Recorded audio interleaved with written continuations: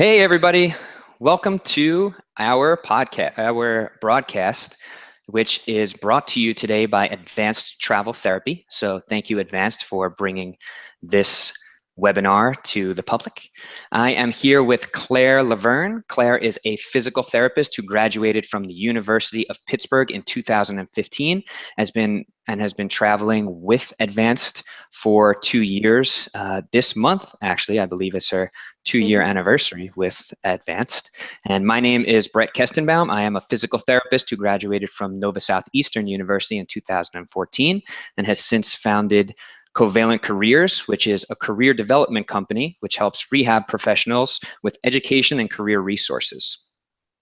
So Claire, did you start traveling immediately out of school, or was there a first job or a transition point before you started traveling? Yeah, so hi guys. Thanks for coming and tuning in. Feel free to ask anything you want. I started traveling literally a month after I graduated, and have done 7 contracts, or I'm on my 7th now, in the last 2 years since leaving Pittsburgh. And what were some challenges, especially being a new graduate, coming out of school, being in that kind of unknown transition point in your career? What were the biggest challenges that you faced right out of school? Yeah, I decided to do traveling probably when I was applying to colleges. I had a friend that went to Pitt for his PT degree, and he decided to travel right out of school. So when I was applying to colleges, that's when I first learned that this was even a thing. So my goal when I went to Pitt was to do that right out of school. And then my last semester of college, I kind of freaked out and said, I'm not going to do that. That's crazy. I as many PTs are, I'm a big time planner. I like to know what's going to happen in the next 3 months and beyond, and try to have a control over everything. And I realized that if I signed up to do this, that every 3 months or so, I would have to throw up my hands and say, all right, where are we going next? So that was my huge #1 challenge, was learning how to just kind of go with the flow.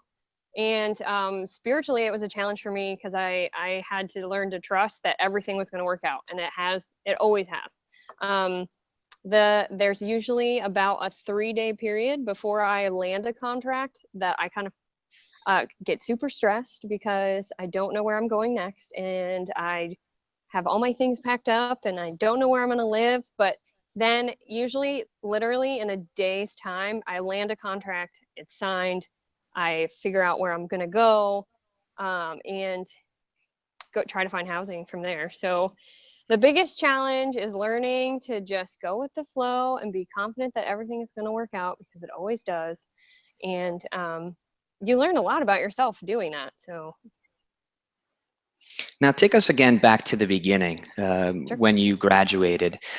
What was that experience like for you? How did you really come to that decision of both, hey, okay, I definitely want to become a traveler, and getting past those fears of and misconceptions that traveling is not for new graduates, and then also understanding what travel company that you wanted to work with and potentially what recruiter specifically you wanted to work with as well, because I know there's a lot out there. Yeah, there is a lot. You don't hear about it much until you actually look into it, and then there are so many options. So I committed to the idea of travel right out of college, and there are a lot of people out there that will say it's not a good decision to do as a new grad, that you should get a full-time position, and you should be working under somebody that can mentor you. So a lot of travel positions can be in facilities where you are the only physical therapist, and you have to be able to go in and hit the ground running. On day 1, you have a schedule and you have to go. So it's very intimidating. People say that as a new grad, it's not a good decision. But I disagree. So when I was graduating, there was a travel company that recruits pretty heavily at University of Pittsburgh. So we had this wonderful woman, we're still friends. She came to the university and took a bunch of us out to lunch, anybody that was interested in traveling, and gave us the rundown of how things work and gave us a chance to kind of pick her brain. And so she showed me that it can be done for new grads and that it can be done well if it's done correctly. So I knew I wanted to do it. I knew as a new grad I could do it, and I decided for myself that I could do it well. But I decided to look at what other companies were out there. So I started doing research on companies, and this thought of being a new grad kept coming up in my head, and I found Advanced Travel Therapy because they offer a new grad program. And that was the biggest selling point for me, because they offer mentorships for new grads. You have a recruiter that works for you, but they also pair you with somebody that's been traveling for quite a while. They get you in contact with that person who has agreed to be your mentor, and they're always available for you if you have questions or you need to vent or concerns about, is this okay, is it not? You can ask patient specific questions or questions about housing, and anything about being new to travel. So they have a mentorship program, and then there's also a student loan assistance program, which was very appealing. And so I got in contact with a recruiter from that company and learned about them and decided to travel with Advanced as a new grad. So it sounds like you did some research, you found a program that made sense for you as a new graduate because of this mentorship program that you had there.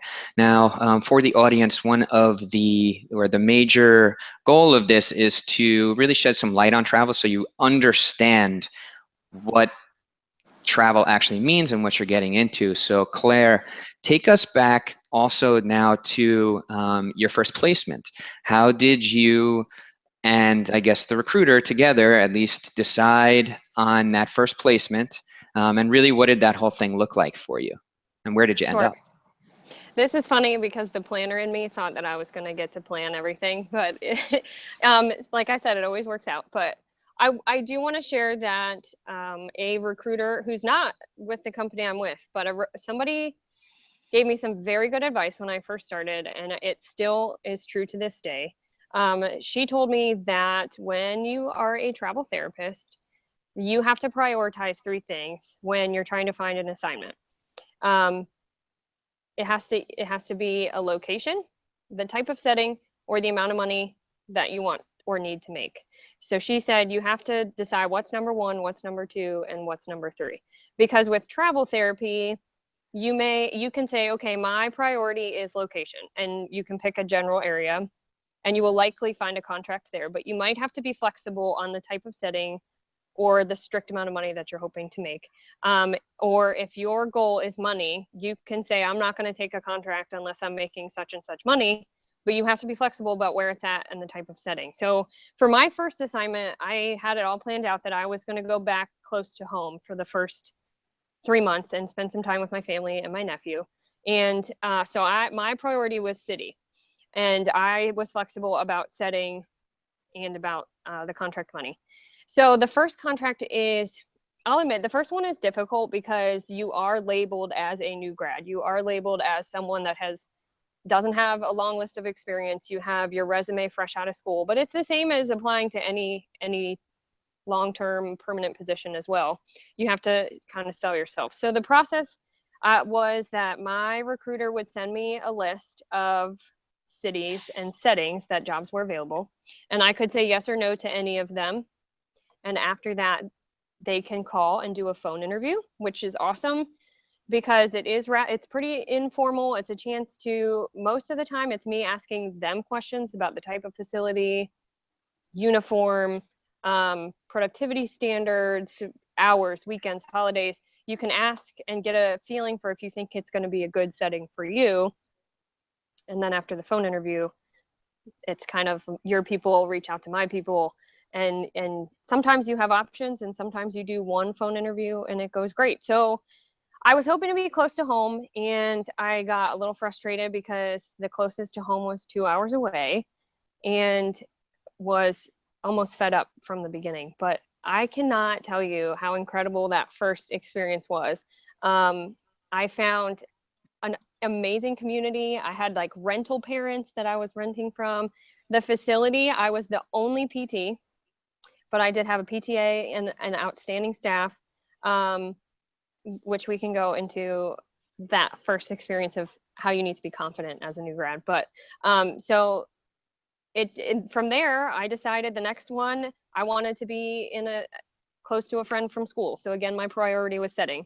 But I have had a time when I know I needed to make more money. So my priority was how much money is the contract going to be? But I had to be flexible about where it was at and what type of setting. So it's been a learning experience, but that was really good advice about prioritizing what your goals are as a traveler.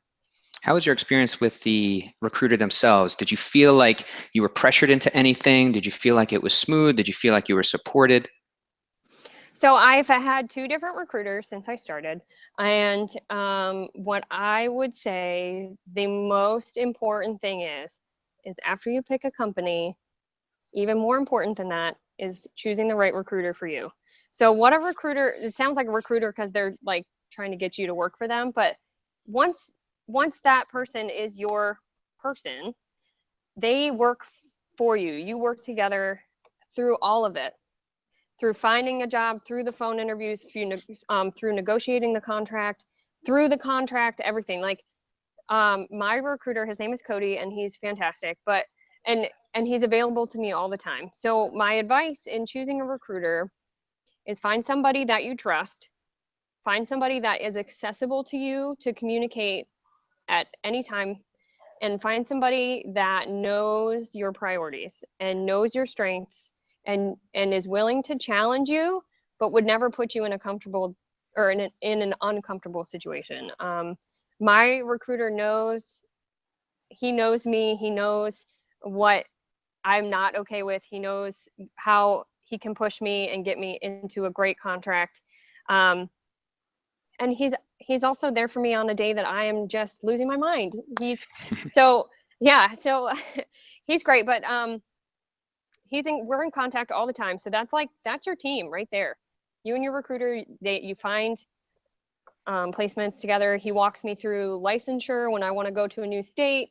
And then the company also works with you for fingerprinting, background checks, physicals, TB tests, everything. So make sure that person is in your corner, because they will have to go to bat for you sometimes. And just make sure it's somebody that you trust. Okay, so far, priorities when choosing, I guess, to do travel, you want to make sure that you go through a decision-making matrix for yourself, thinking about which is most important to you, location, setting, and then amount of money that you're going to make. Prioritize those 1, 2, 3, and then figure it out from there. And then also when it's very, very important that you find yourself a recruiter that supports you, because they're pretty much, a connection to you. They're supposed to be advocating for you and doing the things, or being someone who supports your needs rather than someone who's trying to push you into making a decision. Absolutely. Now, again, let's go back to kind of the way that you felt and what were your expectations about travel therapy as a new grad, and maybe potentially the biggest fears that you had going into travel as a new graduate, and then how did that compare to the actual experience of your first placement and the work that you had to do as a physical therapist specifically?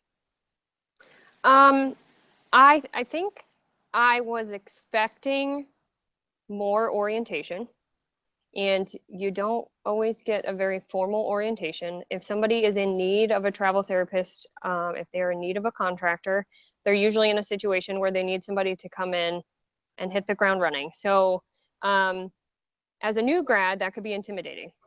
But what I always say to new grads, whether it's in travel or not, but especially in a travel assignment, on your first assignment, you have to be confident in your skills.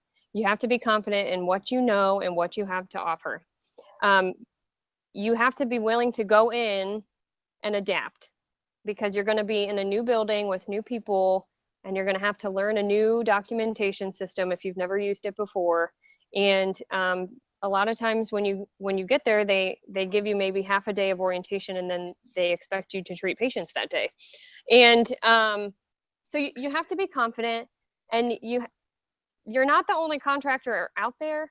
So when you get there, you got to show them that you're worth their while. And so I try to tell new grads that you have to be confident in what you know, and you have to also be willing to take on what you signed up for, but don't let anybody push you around either. In my very, very first assignment, there was an administrator who was in it for the business and not necessarily for the patients. And I took that as an opportunity to advocate for those people. And she was asking to do unethical things, and you don't sit back as a new grad. If your gut is telling you it's not okay, then do what you know is right. And she ended up losing that job because she was not doing good things. But so just do what you know. Do what you know is right. And the other thing I like to tell people too is that don't be afraid if where you go, you do things differently than they do there. A lot of times you meet people that have been in that same setting, in that same job for 10, 15 plus years, and they have their groove. They have the way that they do things. But sometimes the best thing you have to offer the patients and your coworkers is a new train of thought. The patients are being seen by a new set of eyes, and that might be the best thing for them. It's so cool to learn from everybody too, because everywhere you go, you meet a whole new set of people, and I have learned something from every single one of my coworkers, and I've had an opportunity to teach them things that I learned. So don't let the new grad title lower your worth, because you put in a ton of work and so many people poured into you for your education, and you can do it. And that same thought also applies to any position, whether it be travel or permanent placement as well. As a new graduate, you need to be confident in your skills and you need to be confident in yourself. But most important, you need to understand what's best for the patient, and you need to listen to that inner voice. If something seems wrong, then maybe it is, because these things can happen. But it's very important that you understand how to first and foremost keep your patients safe, provide the most optimal care, and then as long as you can do that, everything will fall in line from there. Oh yeah. Don't be afraid to advocate for those people, and do not be afraid to ask questions, because I've been doing this for 2 years and I ask questions every day. And I have a coworker who's been in the same facility doing her job for 17 years, and she asked me, "Hey, share your wisdom with me. What were you doing with that guy in the shoulder?" Like, just it's an opportunity to just learn from so many different people, and if you don't know, just ask. Somebody's going to know. If you get stuck and you don't know what else to try with someone, ask your coworker, "Hey, Mr. So-and-so, I've run out of ideas. What do you think?" And most people are very open to doing that. Now, on that same topic of questions, give us a little insights and shed some light on that relationship between the physical therapist, the traveler, and then the mentor.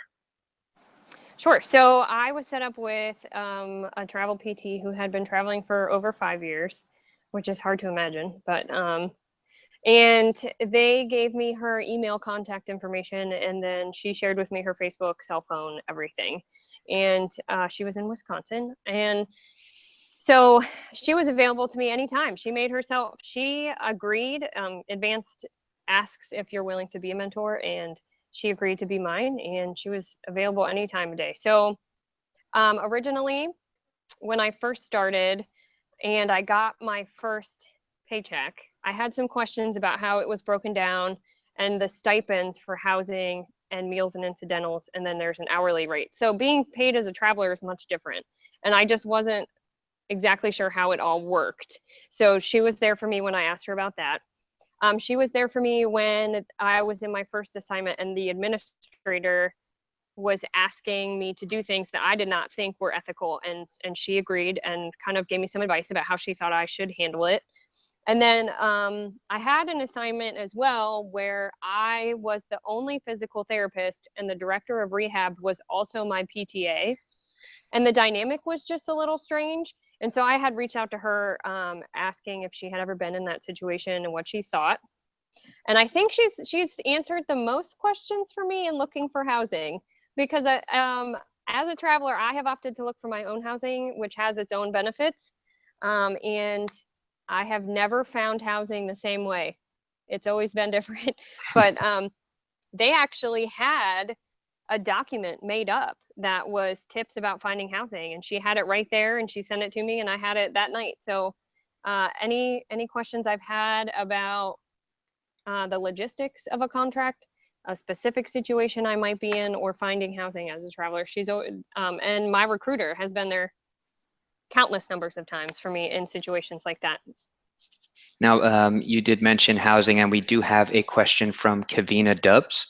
And Kavina asks, I have a question regarding housing. Is the stipend provided, the housing stipend provided through the company? So I guess she's asking a little bit more about how that housing stipend works. Sure. So I have heard that some companies will find housing for you, and that the housing is then covered. Which I guess has some benefits. But for me personally, the housing stipend is broken down into a weekly amount, and I choose to find housing independently for the reason that if I can find cheaper housing and choose to live frugally, that extra money on top of the stipend, I can put straight to my loans, or you can pocket that money. So when you're a traveler, in my situation, in your contracts, you have an hourly rate, you get a stipend weekly for housing, and you get a stipend weekly for meals and incidentals. And the housing and the meals and incidentals are viewed as a tax-free reimbursement, almost like a government position. And so if you, the benefit of doing this is that if you can live below that weekly stipend, that extra money is where travelers make their money, because the hourly rate is really not that high. Yeah, and it's always good and important to consult an accountant on all these things to make sure that everything you're doing makes sense over time. Mm-hmm. Let's talk about, I guess, the experience of travel therapy in general. Has travel therapy enabled you to do anything special that you wouldn't have been able to do if you just took a permanent job? Yes, very much so. I'd say the biggest benefit that I have had is the past 2 years, I was able to take a 2-week vacation with my family. We go to Myrtle Beach, and we went to celebrate my sister's birthday and Mother's Day. And so it's a large portion of my family. And so we usually get a condo for 2 weeks, and some people come the first week and some come the second week. But because of the flexibility I had within travel, I was able to go for the full 2 weeks. So for example, I was at a contract, and they had offered me an extension to stay longer because they still needed help. And I had asked if we could extend it to the certain date that the next day I got to go on vacation. And so it worked out. I took those 2 weeks off and then set up my next contract to start right after that. And then this past year, just my contract before this, when I did the phone interview, it was set up for a standard 13-week. Usually 98% of them are 13 weeks long. But if it was 15 weeks, then I would get to go on vacation. So on the phone interview, I asked if we could make it 15 weeks, and he was totally fine with that. And I got to go on vacation again. So 2 weeks off is great. You can do more. I've known people that will take a month off in between contracts if they plan to do so, to do some fun travel. I have taken a week off in between contracts, which is nice. So you have time to move from one place to the next. One time I literally ended on a Friday and started the next one the following Monday, and that was rough. It was a quick move through the weekend, but it was doable. But so also you get a say in where you're gonna go. So for me personally, I got to spend last summer in Virginia Beach. The whole summer I spent 6 months there with my best friend from grad school. It was an incredible opportunity. I landed a contract, and then they offered me an extension. I was there for 6 months, but actually worked in 5 different buildings while I was there. They really needed somebody that could float like that, and I could do that for them. So that was awesome. And I have the past 2 years planned and landed contracts closer to home around the holidays. So as with travel, it's hard. Sometimes it's hard to get the holidays off, but if you plan for it, I was home for Thanksgiving, Christmas, and New Year's both times, and got to spend that time with my family. My great uncle in Michigan, he's in his 90s, and he had to go into assisted living. And I was able to land a contract in his town, and I lived in his house while we were renovating to sell it. So I got to help with that and be with him as he transitioned into assisted living. So that was really actually unforeseen, really cool opportunity. And I think something I never would have really imagined that I would have learned or gotten to know through travel that I definitely would not have done in a permanent position is I've learned a lot about leadership. I've had a lot of different types of leadership in the different settings I've been in, a lot of different type of directors, different ways that they run facilities. So I've seen the good, the bad, and the in between. And I take away from that a lot in if I ever want to be a director of rehab. I know things now that I think work and don't work. And then it also, honestly, most places I go, before I leave, they want to do an exit interview and ask me what I think about how it runs and what advice I have. They ask, what have you seen in other facilities that works? What suggestions do you have to make things run more smoothly or more efficiently? So you see a lot of different types of leadership, and you learn a lot about that. Definitely, I've learned a lot about healthcare in different states. You learn a lot about culture. Treating people in the South is much different than treating in the North. And so you learn different types of insurance. And of course, you get an opportunity to be in many different facilities. So one of the really cool things about travel is that I've been with advanced travel for 2 years now, but on my resume, I can list that I've been in skilled nursing, I've been in long-term care, direct bill, assisted living, outpatient ortho. So it doesn't look like you've skipped around jobs, but you have all this experience. So definitely something to consider if you're considering doing it right out of school. It makes you very marketable. It sounds like one of the major benefits is the amount of different experiences and amount of different things that you see as a traveler, as opposed to if you are only in one setting, in one state, and for a long period of time, you don't necessarily get that same experience of being able to see all these different approaches and the different ways that people run systems and things like that.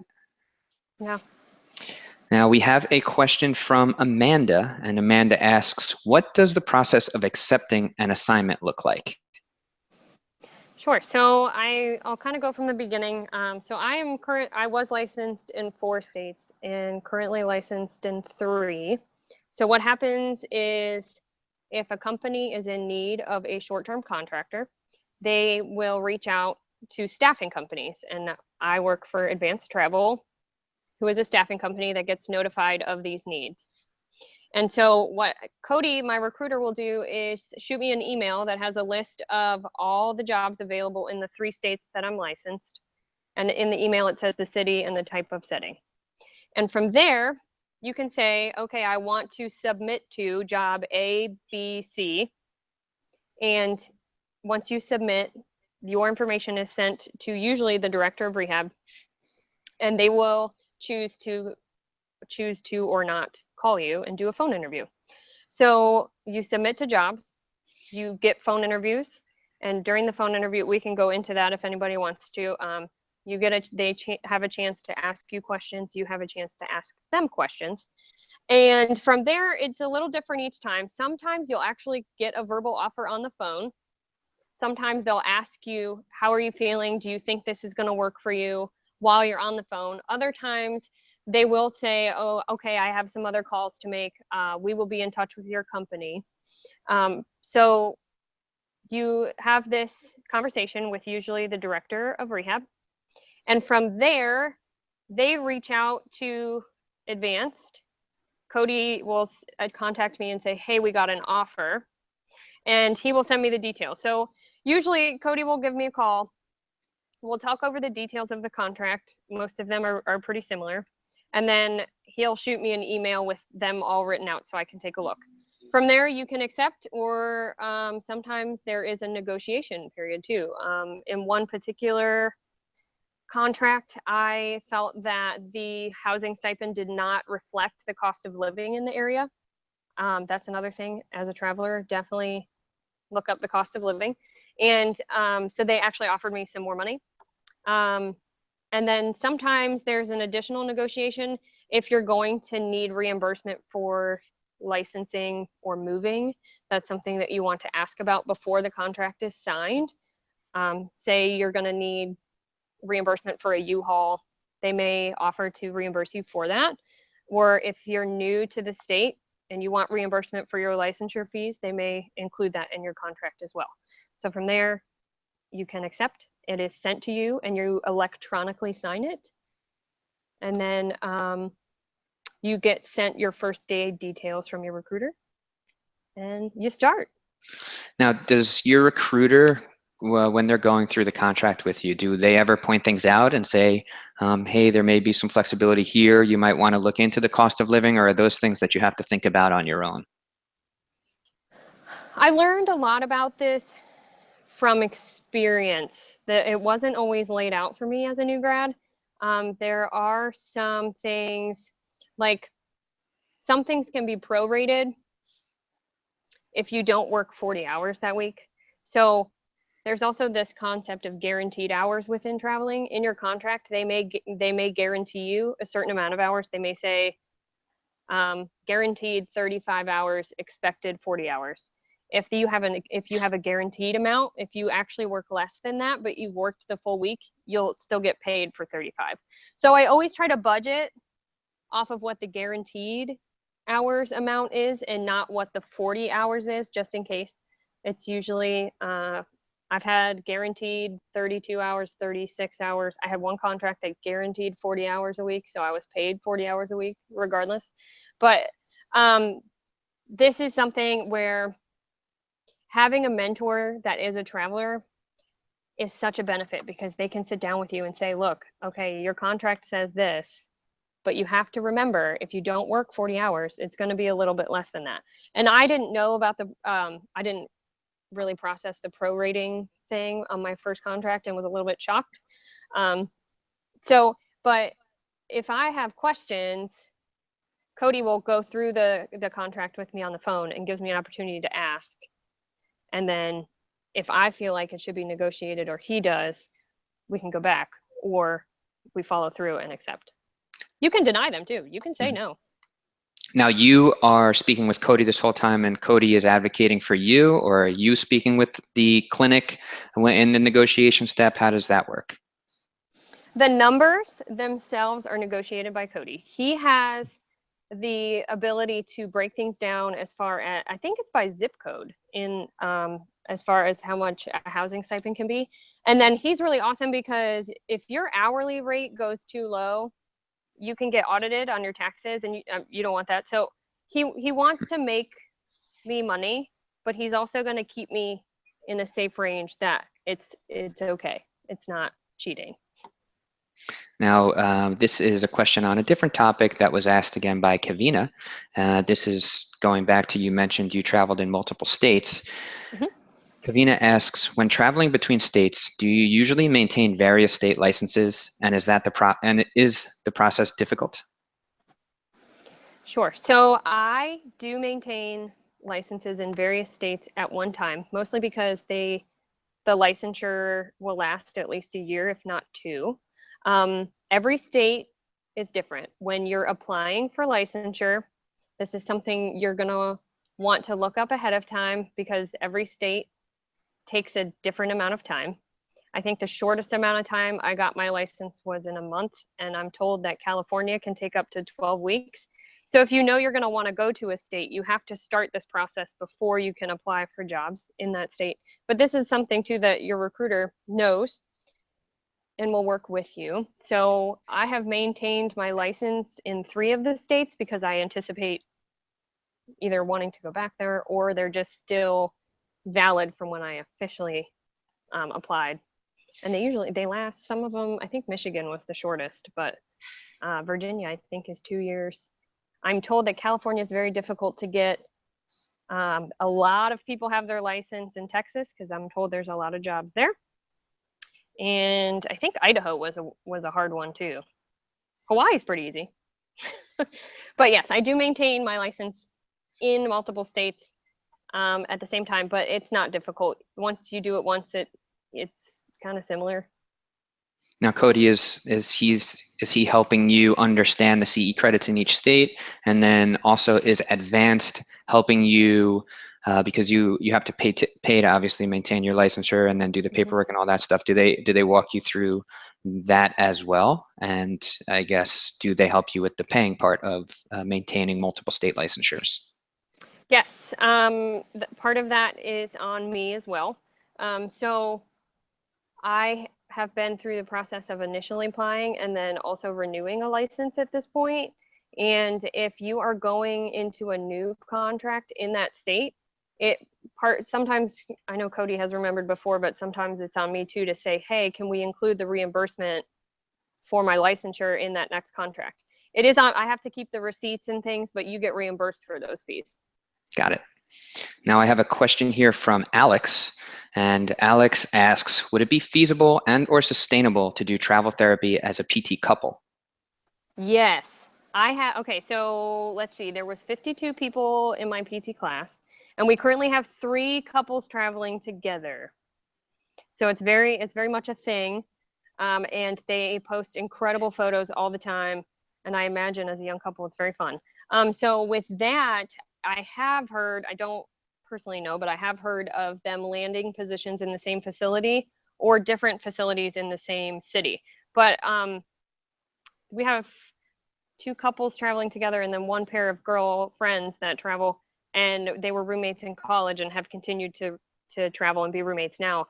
And it's incredible because you get to have a travel partner and you're sharing rent and figure out things along the way. But yes, I know many people that do that.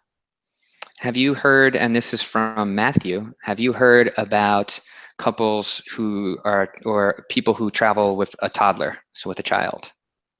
Yeah, so I had a job near Columbus, Ohio, and they had 2 contractors at once because they had a maternity leave and somebody went out on medical leave. So they needed 2 people right away. And he was from a different company, which was funny, but he traveled with his family.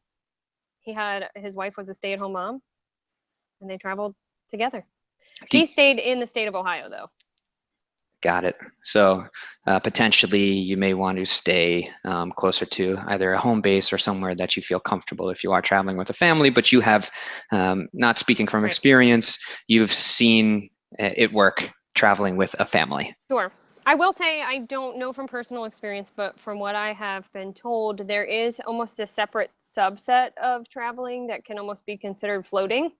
To be considered a traveler, you have to travel so many miles, 50 miles from your previous contract or from your home base.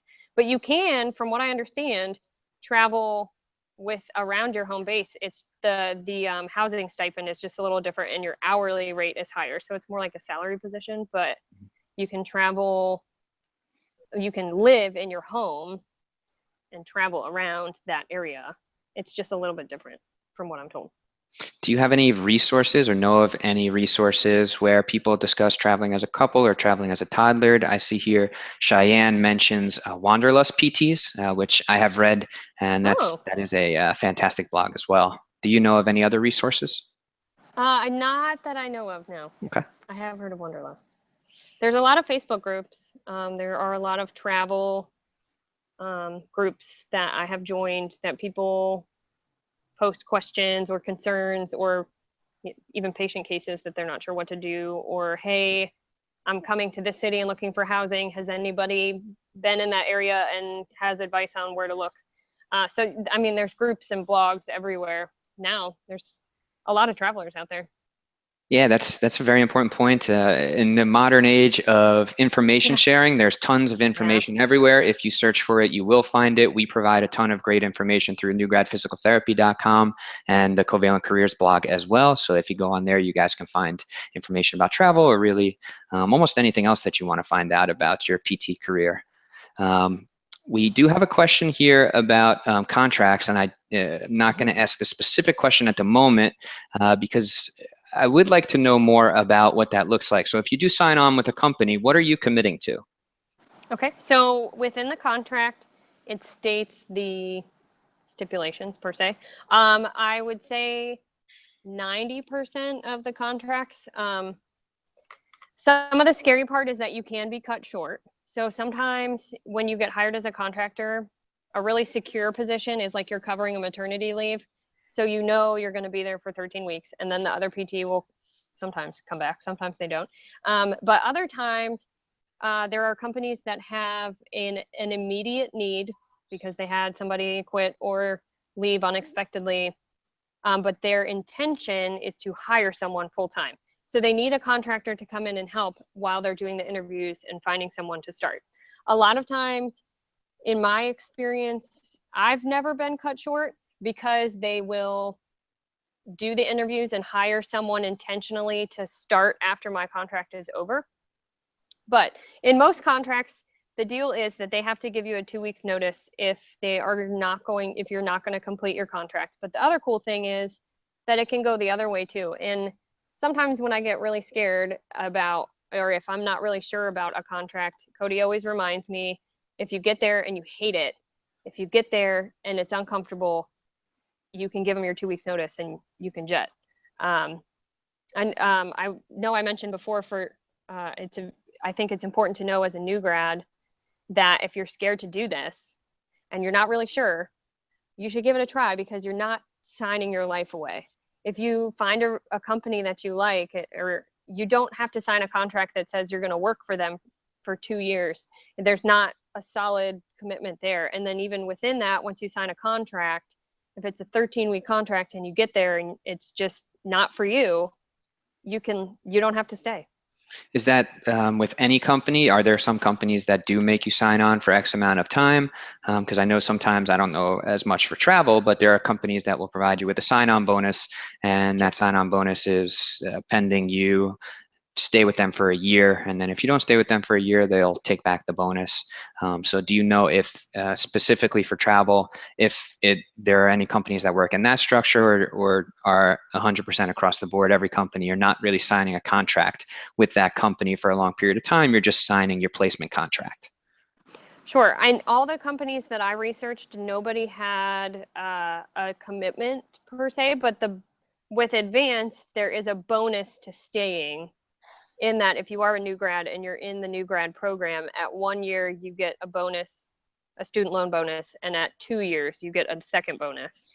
So there are benefits to staying, and a lot of companies will provide that so that you want to stay. But in all the companies I looked at, there were no signing contracts for an initial commitment of time. Okay, so that's great. So just for the audience, just something to look at when you are signing on with a company. Make sure that you understand the terms of the agreement that you have with the company, and then also make sure that you understand the terms and agreement that you have with the placement specifically.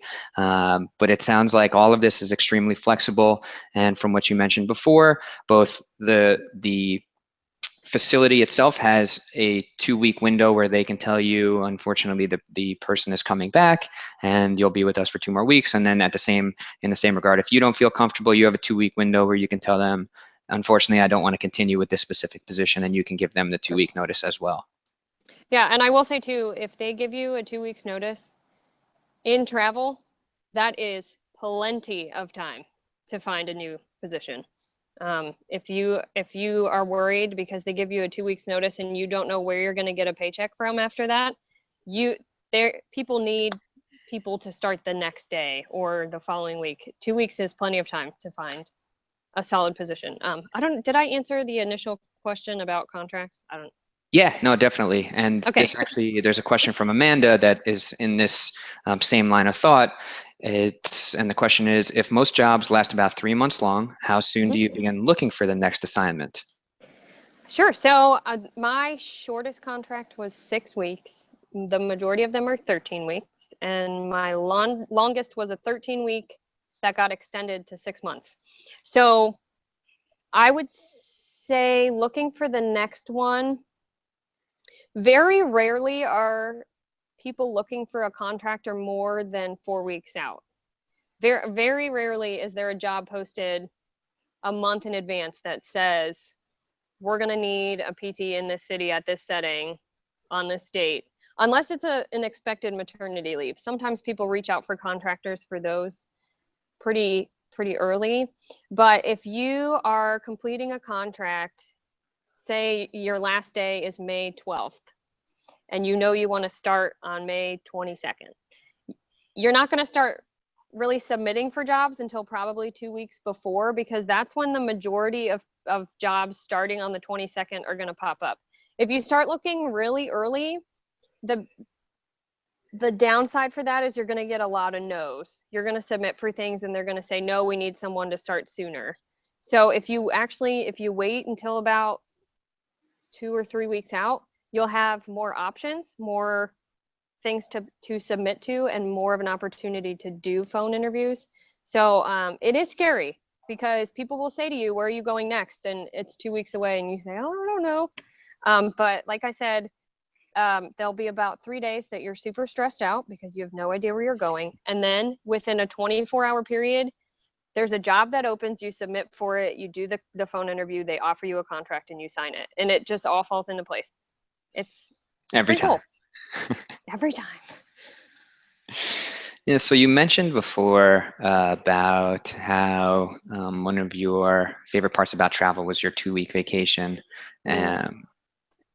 Now with travel therapy, you can really just do whatever you want. You can take a job for 13 weeks and then you can take off for forever long. Is that correct?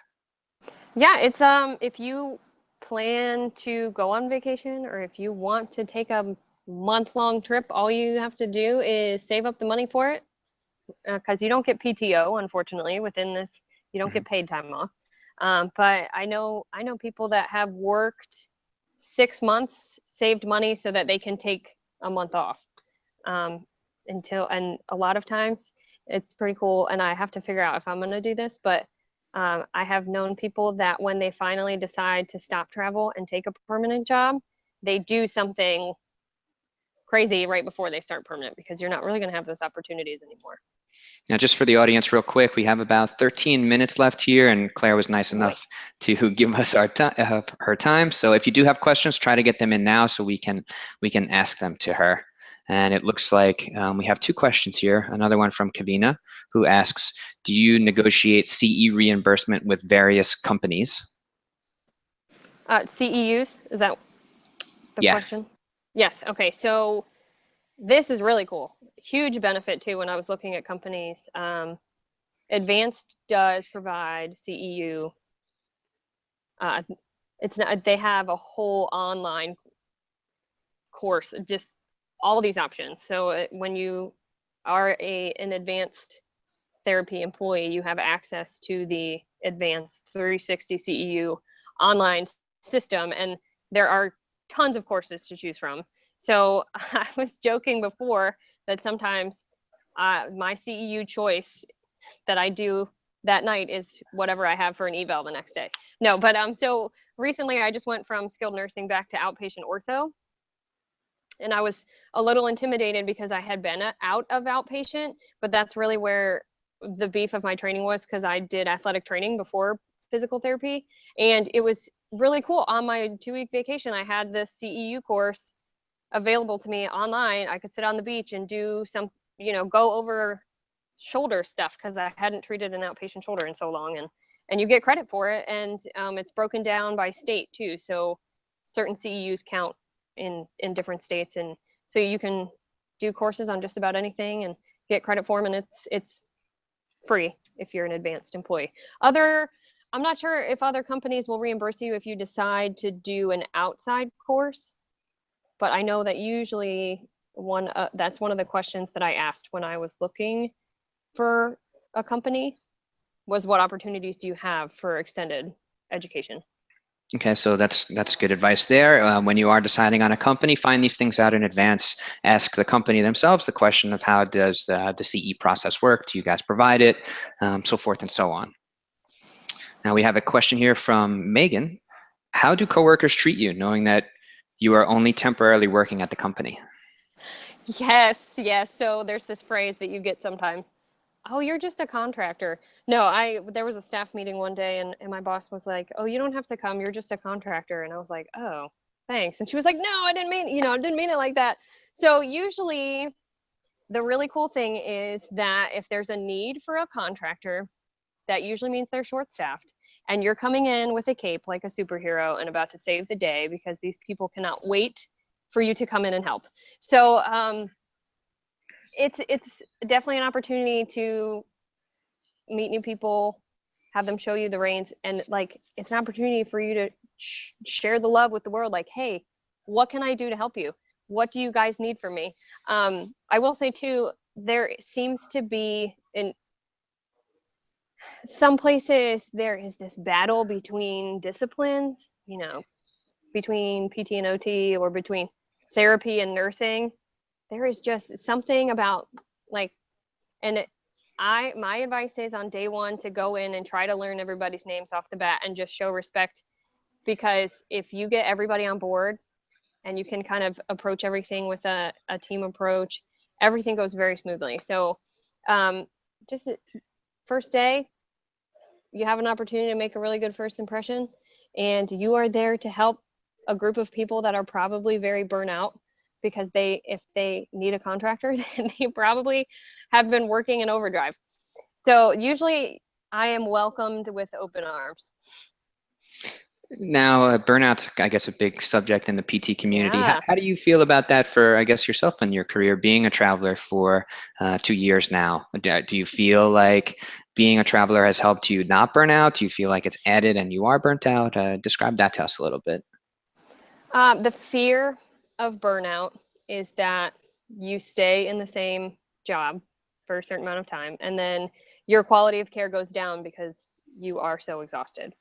And in travel, it's very different, because the huge pro in that is that you are changing facilities, changing sceneries so often that I love my job. I have not been burnt out. The place that you get exhausted is with the packing and the moving and the finding housing. So you can get burnout. It's just in a very different way. But as all of us know, coming into therapy, the biggest thing about one of the most amazing things about physical therapy is if you start to get burnout, there are so many options. You can do pediatrics, you can do neuro, you can do sports, you can do geriatrics. And so you definitely don't get burnout on the job, because you are always learning new things and meeting new people and learning new equipment that people use and stuff. You have to feed yourself too, though, because there is definitely a burnout in the packing and the moving and driving and trying to find some place to live, and that's kind of where the risk is at.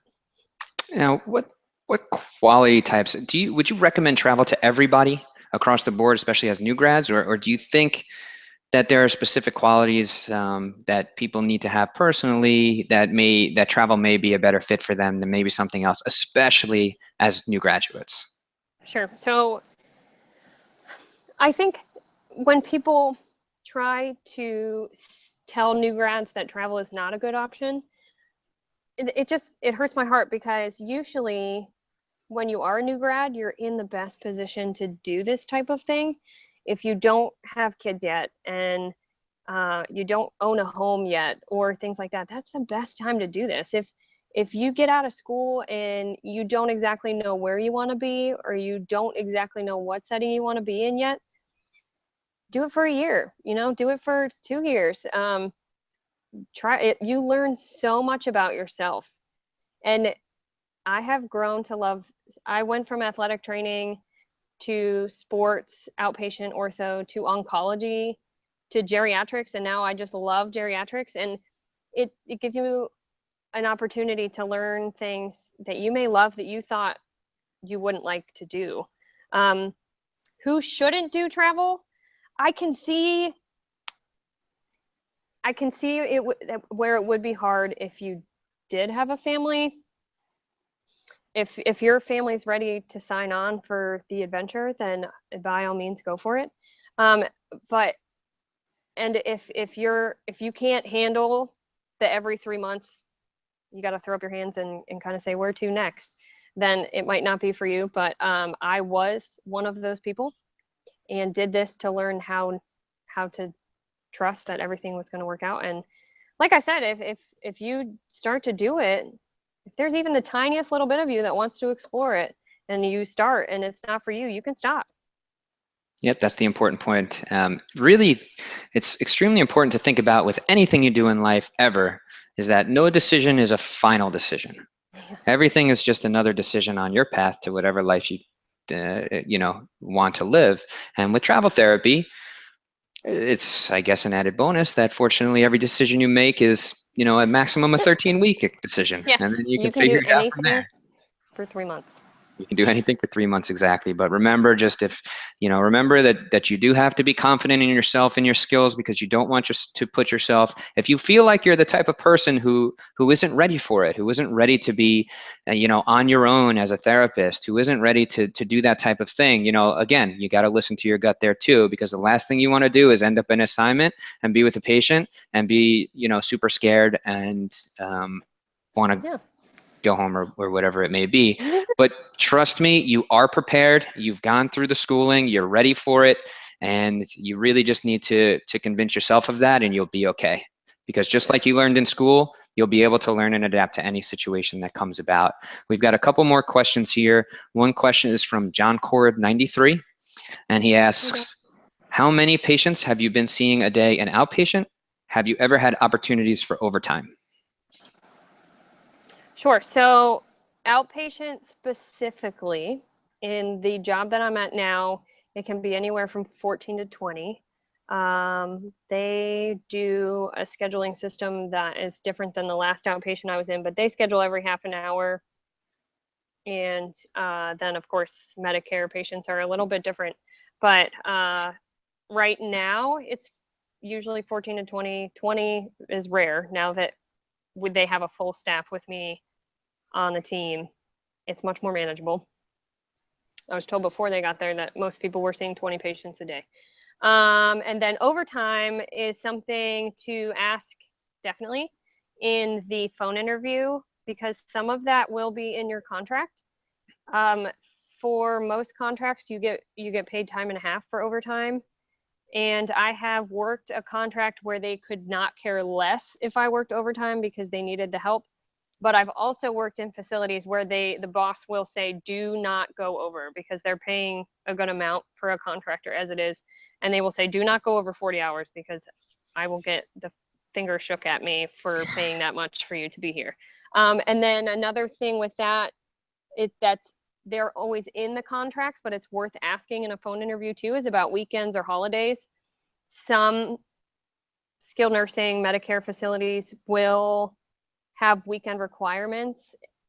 A lot of them will say it's not a requirement, but that is an opportunity for you to pick up overtime. A lot of times I would offer to come in and do evals on Saturdays and could pick up a few hours. And as far as holidays, you usually get paid time and a half for those as well. It's in your contract what the holiday rate is. And I've had both with that too. I had one company that said, absolutely not, you're not allowed to work holidays because I costed too much. Yeah. And then I've had other facilities where literally I'm the first one to sign up for the holiday because nobody else wants to do it. And they were fine with that. So that is something that is very much dynamic in the travel world, and it's in every contract, and it's definitely worth asking in a phone interview. Now we have one more question here from Kristen, and the question is, are there restrictions for new grads working in outpatient ortho, like having to work a year prior to being able to take those positions? Sure. So I was not considered a new grad when I was an outpatient, but right now I'm in outpatient ortho right now, and my start day, there was a new grad that started as well, and she does have restrictions.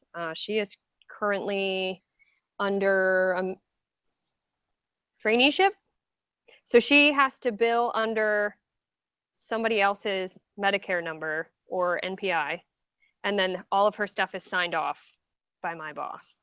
So she is very much doing evals, treating, writing notes, doing documentations, but she is only allowed to see certain types of insurance and is technically under a traineeship.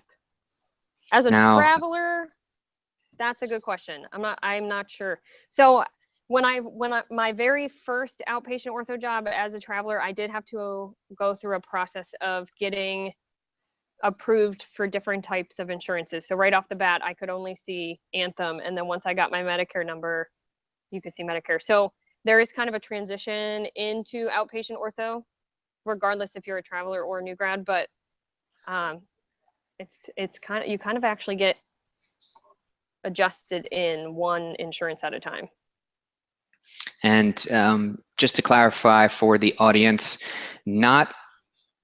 new grads will not qualify for every single job out there. The facilities can decide if they want to take new graduates or if they need somebody with 1, 2, 3, 4, 5 years of experience. They'll communicate that to the travel companies as well. So there are specific opportunities out there that the facility may just not take new graduates for. But you would know that either ahead of time or that opportunity may not even cross your plate when presented to you by the travel company. We does look like we are out of time here. First and foremost, I would like to thank Claire. Claire, you did a fantastic job here. You provided the audience with so much great information. So thank you so much for your time. I'd also like to thank the audience. You guys have been asking really great questions here. So thank you so much, everybody who participated and asked us questions. We'd also like to thank Advanced Travel Therapy for making this all happen and allowing us to put this together.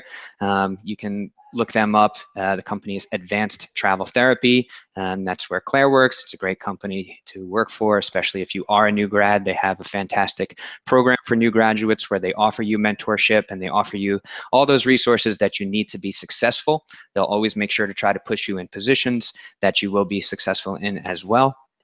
Also, if you're looking for career resources, look us up at covalentcareers.com. We have a lot of fantastic resources to help you in any stage of your career, and also at newgradphysicaltherapy.com as well. We've got a ton of fantastic resources in there for you to guide you along the transition from student to practitioner. So again, thank you so much, everybody, for viewing, and we'll catch you soon. Thanks, Claire.